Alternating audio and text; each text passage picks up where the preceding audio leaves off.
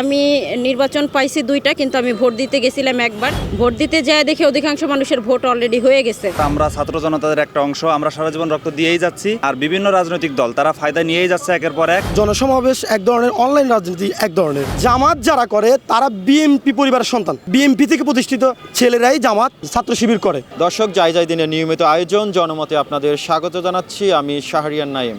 প্রায় আড়াই দশকের বন্ধুত্বের সম্পর্ক, তবে বর্তমানে বিভিন্ন বক্তৃতা এবং বিবৃতিতে বিএনপি এবং জামাতের মধ্যে যে সম্পর্কের দূরত্ব বাড়ছে তা এখন স্পষ্ট।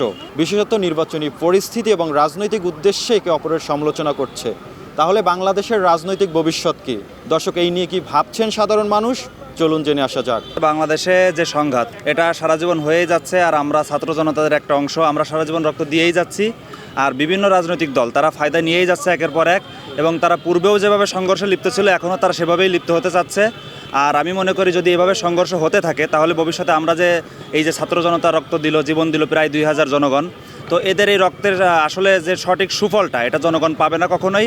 এটা স্বাধীনতা হয়তো আবারও অন্য কোনো তৃতীয় বা অন্য কোনো পক্ষের হাতে চলে যাবে, যেটা আসলে বাংলাদেশের জন্য হুমকি স্বরূপ বলে আমি মনে করি। RICL TMX, যুগের পর যুগ স্থাপনা থাকে মজবুত। এই আন্দোলনে আমাদের ছাত্র জনতার সঙ্গে জামাত এবং বিএনপি উভয় দলই যার যার জায়গা থেকে আমাদেরকে সাপোর্ট দিয়েছিল, সমর্থন করেছিল, এবং স্বৈরাচার পতনে সবাই ঐক্যবদ্ধ ছিল। আমি চাই যে সুষ্ঠুভাবে নির্বাচন হোক। আমি নির্বাচন পাইছি দুইটা, কিন্তু আমি ভোট দিতে গেছিলাম একবার। তারপরের বার রাগ হয়েই যায় নাই, কারণ ভোট দিতে যায় দেখি অধিকাংশ মানুষের ভোট অলরেডি হয়ে গেছে। তো আমি চাই সুষ্ঠু নির্বাচন হোক, সেটা যেভাবেই হোক না কেন। যেই ক্ষমতায় আসে সে তার আসল রূপটা তখন বের করে ফেলে, আর কি বের হয়ে যায় অলরেডি তাদের। তো কে আসবে কে যাবে এটা বিষয় না, যেই আসুক না কেন সেই আমি চাইবো যে সুন্দরভাবে আর কি দেশটা পরিচালনা করুক। আমি মনে করি বাংলাদেশের সবচেয়ে দুইটি রাজনৈতিক দল হচ্ছে প্রধান রাজনৈতিক দল আওয়ামী লীগ এবং বিএনপি। এই মুহূর্তে আওয়ামী লীগ অপ্রাসঙ্গিক হয়ে গেছে রাজনীতিতে, এই মুহূর্তে নির্বাচনের জন্য অপ্রাসঙ্গিক হয়েছে। এর জন্য জামাত ভাবছে আমরাই এই মুহূর্তে প্রধান বিরোধী শক্তি হিসেবে আবির্ভাব করতে চাই। আগামী নির্বাচনে আমরাই হতে চাই প্রধান বিরোধী শক্তি। এই কারণেই মূলত ওদের মধ্যে বিবাদ এবং কি অনৈক্য সৃষ্টি হয়েছে। ভোটের মাঠে দুই বিরোধী শক্তি হচ্ছে যে আওয়ামী লীগ এবং কি বিএনপি। আমরা যতই কথা বলি না কেন, ভোটের রাজনীতি এক ধরনের, আর হচ্ছে জনসমাবেশ এক ধরনের, অনলাইন রাজনীতি এক ধরনের। আপনি যদি একটা সমাবেশ করেন, 10 লক্ষ মানুষ নিয়ে আসেন, এই 10 লক্ষ মানুষ কিন্তু একটা আসনের না, এই 10 লক্ষ মানুষ 300 আসন থেকে আসছে। আর অনলাইনে হচ্ছে জামাত এখন অনেকটাই অ্যাক্টিভ অনলাইনে।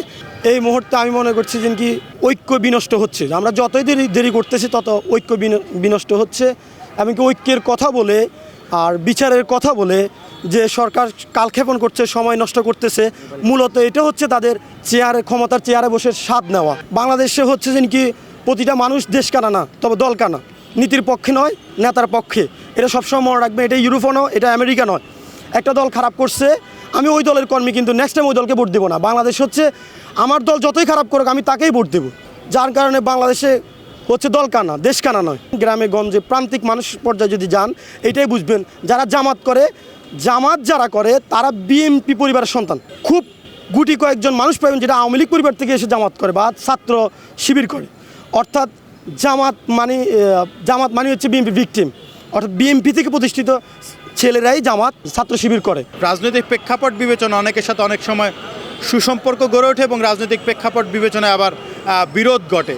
সুতরাং রাজনৈতিক সম্পর্ক আসলে সব সময় যে স্থায়ী রূপ ধারণ করবে এটি বলা মুশকিল। এটি আসলে পরিস্থিতির উপর অনেকখানি নির্ভর করে। সেই জায়গা থেকে আসলে জামাতের সাথে বিএনপির দীর্ঘদিনের যে সম্পর্ক ছিল, সৌহার্দ্যপূর্ণ সম্পর্ক এবং একসাথে চলার যে সম্পর্ক, সেই সম্পর্ককে আমরা সাধুবাদ জানাই এবং আমরা বিশ্বাস করি যে, এবং আমরা আমাদের জায়গা থেকে বলতে চাই যে তাদের এই সম্পর্কে যেন কোনো ধরনের ফাটল না ধরুক, তারা যেন আগামী দিনেও একসাথে চলতে পারে এবং দেশের স্বার্থে যেন সকল এই রাজনৈতিক দলগুলো ভালো ভূমিকা, জোরালো ভূমিকা রাখতে পারেন। সেই জায়গায় আমরা গত কয়েকদিন ধরে আসলে যে পাল্টাপাল্টি বক্তব্য দেখছি দুপক্ষের, এতে আসলে আমরা নিজেরাও মর্মাহত এবং ব্যথিত হই যে 5 আগস্ট পরবর্তী বাংলাদেশে রাজনৈতিক দলগুলোর মধ্যে এ ধরনের যে পারস্পরিক রেষারেষির যে বক্তব্য, সেই বক্তব্যটি আসলে আমরাও মেনে নিতে পারছি না। তবে আমরা মনে করি যে রাজনৈতিক বিভিন্ন মত পার্থক্য থাকতেই পারে। অনেক বিষয়ে একমত পোষণ করবেন, অনেক বিষয়ে দ্বিমত পোষণ করবেন। সকল রাজনৈতিক দলেরই নিজস্ব চিন্তাভাবনা রয়েছে, তাদের নিজস্ব সিদ্ধান্ত রয়েছে। স্বাভাবিকভাবেই যে কোনো একটি বিষয় যে সবাই একমত পোষণ করবে তেমনটিও সত্য না, তবে আমি মনে করি যে সকলের মতকে সম্মান জানাতে হবে এবং সম্মানের সাথে দেখতে হবে এবং একই সাথে এমন কোনো বিরূপ প্রতিক্রিয়া যেন আমরা না দেখাই, যাতে করে আমাদের ভবিষ্যৎ প্রজন্ম কিংবা বর্তমান যে প্রজন্ম রয়েছে তারা যেন কোনো ধরনের একটি রাজনৈতিক যেই শিষ্টাচার বহির্ভূত কোনো ইঙ্গিত যেন কেউ না পায়। 5 আগস্ট পরবর্তী বাংলাদেশে আমরা চেয়েছিলাম যে সকল রাজনৈতিক দলের সহাবস্থান এবং সকলে যেন সুন্দরভাবে তাদের রাজনৈতিক কর্মকাণ্ড পরিচালনা করতে পারেন এবং সেখানে যেন একটি দলকে যে ব্লেম গেমের যে রাজনীতি, সেই রাজনীতি থেকে আসলে আমরা মুক্তি চেয়েছিলাম এবং আমরা চেয়েছিলাম যে নতুন দ্বারা যে রাজনৈতিক বন্দোবস্ত, সেখানে আসলে কোনো দলকে যেন হেয় প্রতিপন্ন করে কিছু না বলা হয়, সকলে যেন তাদের সমান সুযোগ নিয়ে রাজনৈতিক মাঠে কাজ করতে পারেন এবং সকলের জন্য যেন একটি সুন্দর পরিবেশ নিশ্চিত করা হয়। সেই জায়গায় আসলে এই যে বৃহত্তর রাজনৈতিক দলগুলোর যেই রেষারেষি, এগুলো আসলে কোনোভাবেই কাম্য না এবং আমি মনে করি যে এই জায়গাগুলো থেকে তাদেরকে বেরিয়ে আসা উচিত। তবে একটি দলের যে যৌক্তিক সমালোচনার যে জায়গাটি, সেই দ্বার উন্মেচিত থাকা উচিত। আমাদের কাছে কিন্তু একটি ইতিবাচক রাজনৈতিক যে ধারার নতুন দ্বার উন্মেচন হয়েছে, সেটির ধারাবাহিকতা অব্যাহত থাকুক তেমনটা আমরা প্রত্যাশা করছি এবং কোনো রাজনৈতিক দলের এমন কোনো মন্তব্য কিংবা এমন কোনো কথা যেন তারা না বলেন, যাতে করে আমরা আসলে ব্যাহত কিংবা আমরা রাজনৈতিক হীনমন্যতাকে ঘিরে ধরে আমাদেরকে কিংবা আমরা এমন কোনো কিছু যেন তাদের কাছ থেকে না দেখি কিংবা না শিখি, যেগুলো আসলে আমাদেরকে ভবিষ্যতে রাজনীতি বিমুখ করতে বাধ্য করে। বাংলাদেশ জাতীয়তাবাদী দল এবং জামাত তারা 1996 দিকে একসঙ্গে ছিল এবং পরবর্তী সময়ে তারা বিভক্ত হয়ে যায় এবং আওয়ামী লীগ সরকার ক্ষমতা থাকাকালীন সময়েও তারা একত্র ছিল, কিন্তু বর্তমান যে আমাদের সময়টা, এই সময়টাতে তারা একে অপরের উপর কাদা ছড়াছড়ি করছে। তো আমি সাধারণ জনগণ হিসেবে, সাধারণ একজন সুনাগরিক হিসেবে এতটুকু আশা করি যে যারা দলীয় প্রধান আছে, বিএনপি বলেন এবং জামাত বলেন, যারা দলীয় প্রধান আছে, তারা যেন তাদের গঠনতন্ত্র অনুযায়ী দলের অভ্যন্তরীণ বিষয়গুলোকে সুন্দরভাবে গঠন করতে পারে এবং